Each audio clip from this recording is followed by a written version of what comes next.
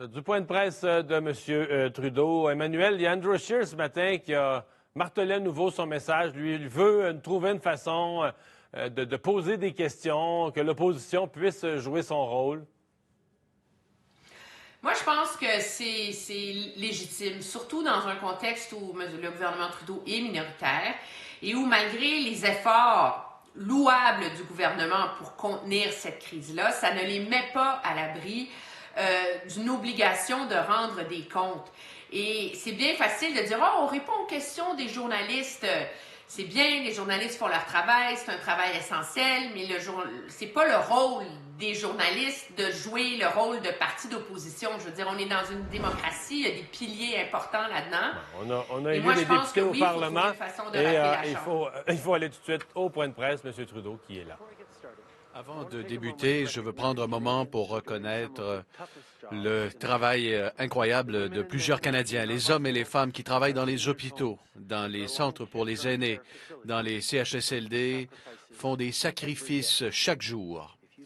Si vous faites un de ces travaux, merci. Merci de nous garder en sécurité et en santé et de protéger ceux que nous aimons. Vous méritez notre soutien. Et si vous avez besoin d'un coup de main pour traverser ces moments difficiles, on sera là pour vous. Aujourd'hui, nous annonçons plus d'aide pour plus de Canadiens. Cela inclut d'offrir un bonus pour les travailleurs des services essentiels.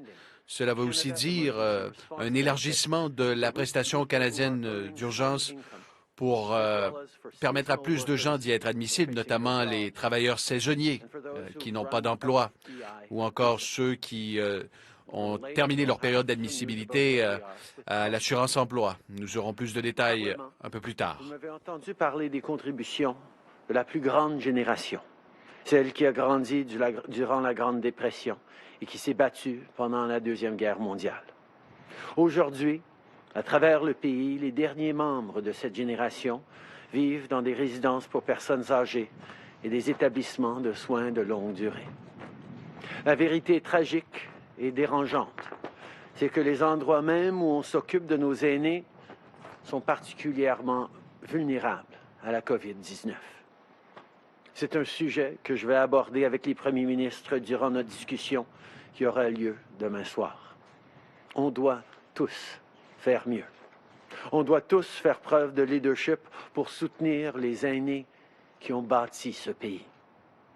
Pour commencer, notre gouvernement va travailler avec les provinces et les territoires pour augmenter les salaires de nos travailleurs essentiels qui gagnent moins de 2 500 $ par mois, comme ceux de nos établissements de soins de longue durée. Vous m'avez entendu parler au Parlement à propos de la contribution de la génération grandiose qui a grandi durant la Grande Dépression et qui a combattu lors de la Deuxième Guerre mondiale. Aujourd'hui, à travers le pays, les derniers membres de cette génération habitent dans des CHSLD, des résidences pour aînés.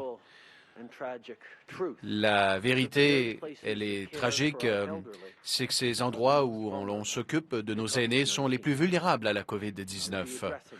Je vais en discuter avec les premiers ministres des provinces demain soir. Nous avons tous besoin de faire mieux. Nous devons faire preuve de leadership pour les aînés qui ont bâti ce pays. Notre gouvernement va travailler avec les provinces et les territoires afin d'augmenter le salaire des travailleurs essentiels qui font moins de 2 500 $ par mois, comme ceux qui travaillent dans nos CHSLD. Pour plusieurs travailleurs qui s'occupent des Canadiens les plus vulnérables, incluant les handicapés et les aînés, les moments ont été très difficiles au cours des dernières semaines et vous avez besoin de soutien dès maintenant. Demain, dans notre rencontre hebdomadaire, je vais discuter avec les leaders des provinces et des territoires de la façon dont nous pouvons le plus rapidement possible augmenter les salaires. Nous faisons face à une menace sans précédent sur la santé publique. Vous êtes notre ligne de défense la plus importante et on va tout faire en notre pouvoir pour vous aider à faire votre travail et vous soutenir à travers ces moments. En mars, notre gouvernement a instauré la prestation canadienne d'urgence. Cette mesure fait partie d'un plan qu'on a mis en place pour veiller à ce que tout le monde ait l'aide nécessaire pour traverser cette période difficile. Des millions de personnes ont déjà reçu la prestation, mais on sait que bien du monde n'est pas admissible. Il y a toujours besoin d'aide. Donc aujourd'hui, on va assouplir les critères d'admissibilité pour permettre à encore plus de gens de bénéficier. Si vous gagnez 1 000 $ par mois ou moins, vous pourrez maintenant recevoir la prestation canadienne d'urgence parce que bien des gens ne travaillent pas autant d'heures qu'avant et d'autres doivent s'adapter aux réalités du travail à la pige ou à contrat. Les travailleurs qui ont épuisé leur prestation d'assurance-emploi récemment pourront aussi recevoir la prestation. Et à travers le pays, beaucoup de gens n'auront pas de travail saisonnier cette année à cause de la pandémie. Et donc, la prestation canadienne d'urgence sera là pour eux aussi. C'est aussi un contexte difficile pour les artistes et les créateurs à travers le pays. Les lieux culturels sont fermés et le travail se fait plus rare. Le ministre Guilbeault a entendu les artistes qui demandaient que les droits d'auteur pour le travail fait avant cette crise ne soient pas inclus pour accéder à la prestation canadienne d'urgence. Et c'est ce qu'on va faire. Alors, en ces moments anxieux, les artistes continuent à nous faire réfléchir, à nous faire rêver et à mettre un peu de soleil dans nos quotidiens. Et nous leur en sommes toujours reconnaissants. Aujourd'hui, je peux annoncer que nous élargissons la prestation canadienne d'urgence pour inclure les gens qui font jusqu'à 1 000 $ par mois, les travailleurs saisonniers et ceux qui ne sont plus admissibles à l'assurance-emploi. Peut-être êtes-vous un pompier volontaire, un travailleur contractuel qui peut faire quelques heures de travail, ou encore vous avez un travail à temps partiel dans une épicerie. Même si vous travaillez encore ou si vous souhaitez continuer de travailler, reprendre le travail, vous avez peut-être besoin d'aide pour joindre les deux bouts. Alors, si vous gagnez 1 000 $ ou moins par mois, vous pourrez maintenant demander la prestation canadienne d'urgence. Si vous vous attendiez à avoir un travail saisonnier qui ne s'en vient pas en raison de la COVID-19, vous serez en mesure de demander la prestation. Et si vous n'avez plus de prestation de l'assurance-emploi depuis le 1er janvier, vous pouvez désormais demander la PCU aussi.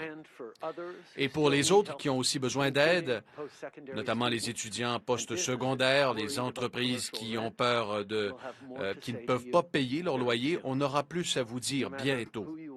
Peu importe où vous êtes, où vous vivez, nous sommes là pour vous.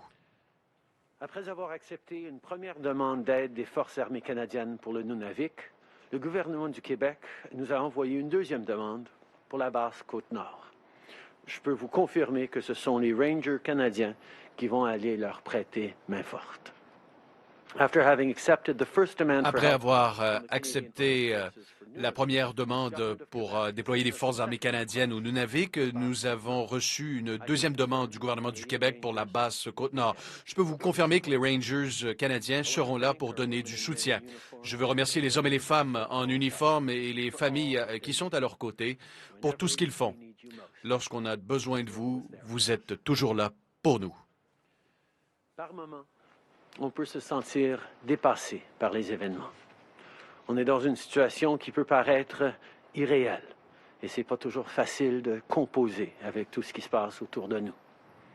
Cette semaine, le gouvernement lance un portail qui rassemble toutes les ressources en matière de santé mentale qui sont à votre disposition. Vous pouvez aller au canada.ca ou utiliser l'application Canada COVID-19 pour parler à quelqu'un. Il n'y a aucun gêne à se sentir comme ça. L'important, c'est d'aller chercher de l'aide. Si vous vous sentez submergé par tout ce qui se passe, sachez que vous n'êtes pas seul et il y a des gens qui peuvent vous aider. Nous avons lancé un portail sur la santé mentale au canada.ca et à travers l'application Canada COVID-19, vous pouvez y trouver du soutien. Alors, si vous en avez besoin, s'il vous plaît, demandez de l'aide. On sera là pour vous. Enfin, nous avons plus de nouvelles aujourd'hui sur les tests. Luminultra, entreprise du Nouveau-Brunswick avec qui nous avons signé un contrat, augmente actuellement la production pour fournir des réactifs chimiques pour répondre à la demande de toutes les provinces. Au cours des derniers jours, nous avons reçu une nouvelle livraison de matériel pour s'assurer que toutes les provinces ont tout ce qu'il faut pour continuer d'effectuer des tests. Que ce soit des tests, des kits de tests ou encore des réactifs, on s'assure que le Canada ait les outils nécessaires pour combattre le virus. Aujourd'hui, je vais aussi m'entretenir avec les autres leaders du G7 à propos de la façon dont nous allons continuer à coordonner notre réponse forte et efficace face à la pandémie. Luminultra du Nouveau-Brunswick est en train d'augmenter sa capacité de production de façon à fournir assez de produits chimiques pour effectuer les tests de COVID-19 qu'il faut faire à chaque semaine dans toutes les provinces. Et au cours des derniers jours, on a reçu plus d'écouvillons pour les provinces.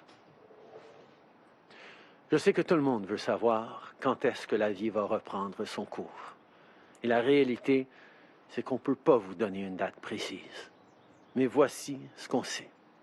Pour que ça se termine, il faut rester chez vous. Il faut limiter nos déplacements le plus possible et garder une distance de 2 mètres avec les autres. Et si tout le monde fait sa part, on va passer à travers ensemble. Merci. Thank you, Prime Minister. We'll now go to the phone for questions. There will be one question and one follow-up. Operator. Thank you. Merci. La première question, Michel Lamarche, TVA Nouvelle, à vous. Bonjour, M. Trudeau. J'aimerais vous entendre sur les discussions qui ont eu cours avec Québec sur une possible intervention des forces armées canadiennes dans les CHSLD. On nous dit 150 membres de la division médicale. Visiblement, c'est insuffisant, mais est-ce que ces membres sont prêts à être déployés? On est en discussion continue avec Québec et les autres provinces pour voir comment on peut aider encore plus.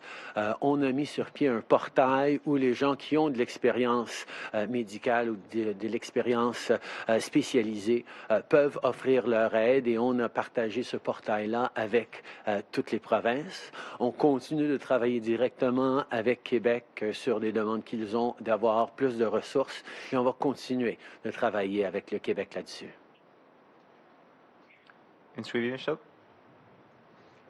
Oui, vous ne répondez pas à la question. Je comprends que vous travaillez, mais on sait déjà qu'il y a des discussions. Québec a dit hier, on a besoin de bras sur le terrain. Bienvenue aux